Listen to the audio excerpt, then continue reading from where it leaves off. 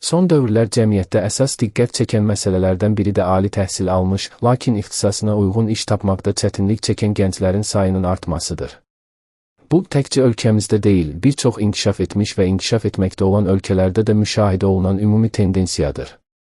Əmək bazarının tələbləri ilə ali təhsil sisteminin verdiyi ixtisaslar arasında bəzən uyğunluğun olmaması, sözügedən problemin əsas səbəblərindən biri kimi göstərilir.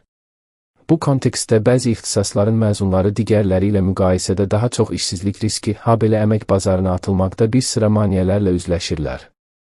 Jurnalistika, beynəlxalq münasibətlər, filologiya, tarix, hüquq kimi ixtisaslarda hər il çox sayda gənc universiteti bitirir, amma bu qədər məzun üçün real iş yerləri yoxdur. Təklif tələbi xeyli üstələyir.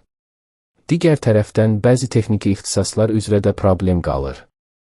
Mühəndislik, informasiya texnologiyaları, energetika kimi sahələrdə iş imkanları var, amma işə götürənlər daha çox praktiki təcrübəyə malik mütəxəssisləri axtarırlar. Nəticədə savadlı, lakin təcrübəsiz gənclər kənarda qalır. Onun sözlərinə görə əmək bazarının real tələbinə baxanda aydın olur ki, bugün texnologiya yönümlü ixtisaslar ön plana çıxıb.